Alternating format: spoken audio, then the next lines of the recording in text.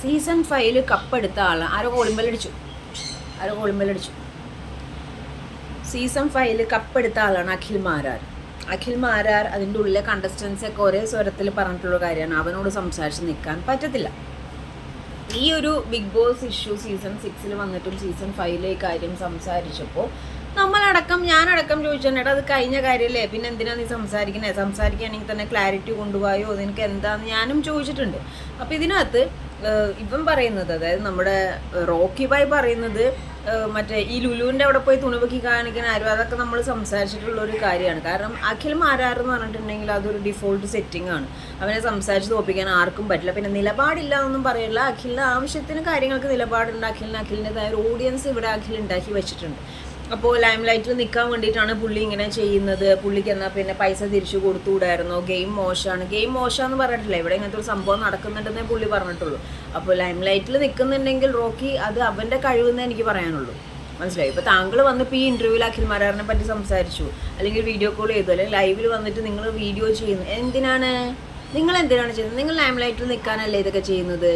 ഈ കാര്യങ്ങളെല്ലാം സംസാരിക്കുന്നതും ജിൻഡോനെ പറ്റി കാര്യങ്ങളെല്ലാം സംസാരിക്കുന്നതും. എനിക്ക് പിന്നെ നിങ്ങൾക്ക് ബി കഴിഞ്ഞു, എനിക്ക് ആ ഇത് ഓക്കെ ആയില്ല, അവരെ ഫിനാലേക്ക് വിളിച്ചില്ല, ഇത് റിലേറ്റഡ് ഒരു സംഭവത്തിനും ഞാൻ പറഞ്ഞില്ല എന്ന് വിചാരിച്ച് നിങ്ങൾക്ക് വീട്ടിലിരിക്കാമല്ലോ. നിങ്ങളത് ചെയ്യുന്നില്ല.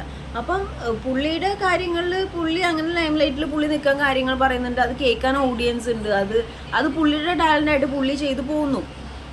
അതിനിവിടെ താങ്കൾക്ക് എന്താണ് ബുദ്ധിമുട്ട്? പിന്നെ താങ്കൾ പറയുന്ന ഒരു കാര്യമുണ്ട്, കപ്പും ഇതൊക്കെ തിരിച്ചു കൊടുക്കായിരുന്നു എന്ന്. അപ്പോൾ റോക്കി ആണെങ്കിൽ അങ്ങനെ ചെയ്യുമോ? ഇപ്പോൾ റോക്കി സിജനെ പിടിച്ചിടിച്ച് പുറത്താക്കി, ഫിനാലേക്കും വിളിച്ചില്ല. ബിബിന്ന് അത്രയും ദിവസം നിന്ന പൈസ എനിക്ക് വേണ്ട, എനിക്ക് കണ്ടിന്യൂ ചെയ്യാൻ സമ്മതിച്ചില്ല, എന്നെ ഫിനാലേക്ക് വിളിച്ചില്ല എന്ന് പറഞ്ഞിട്ട് റോക്കി അങ്ങനെയാണെങ്കിൽ ആ പൈസ തിരിച്ചു കൊടുക്കുമോ?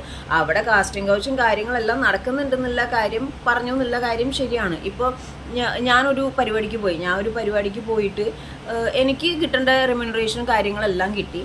ഓപ്പോസിറ്റ് നിൽക്കുന്ന ഒരാൾക്ക് ഈ പറഞ്ഞ മാതിരി ഒരു വിഷയം ഉണ്ടായി. അപ്പോൾ ഞാൻ പറയാണ്, ഞാനിങ്ങനെ പരിപാടിക്ക് പോയപ്പോൾ ഓപ്പോസിറ്റ് നിൽക്കുന്ന ഒരു കുട്ടിക്ക് ഇങ്ങനെ ഒരു വിഷയം ഉണ്ടായി. അപ്പോൾ അത് ഞാൻ ഒട്ടും എക്സ്പെക്ട് ചെയ്യാതെ പറഞ്ഞ് ഞാനത് സംസാരിക്കുമ്പോൾ ഞാൻ ആ ഇഷ്ടമാണ് നിങ്ങളുടെ അടുത്ത് പറയുന്നത്. ആ കുട്ടിക്ക് അങ്ങനെ സംഭവിച്ചു എന്ന് പറഞ്ഞിട്ട് ആ കുട്ടിയോട് അങ്ങനെ ബിഹേവ് ചെയ്ത് ശരിയായില്ല, അതുകൊണ്ട് എൻ്റെ പൈസ വേണ്ടാന്ന് പറഞ്ഞ് എടുത്തു കൊടുക്കുന്നത്. അത് എന്ത് ലോജിക്കാണ്? എല്ലാവരും പൈസയ്ക്ക് തന്നെയല്ലേ ഇതിൻ്റെ ഉള്ളിൽ വരുന്നത്.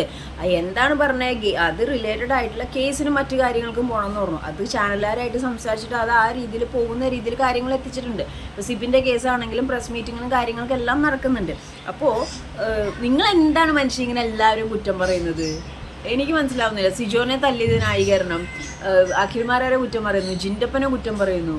എന്താണ് ഇങ്ങനെ എല്ലാവരോടും കുറ്റം പറഞ്ഞ് നടക്കുന്നത്? റോക്കി ഭയങ്കര സംഭവമാണെന്നൊക്കെ വിചാരിച്ച് റോക്കി ആ ഒരു ഫ്രസ്ട്രേഷൻ ക്രച്ചൊക്കെ കൊണ്ട് നടക്കുകയാണ്.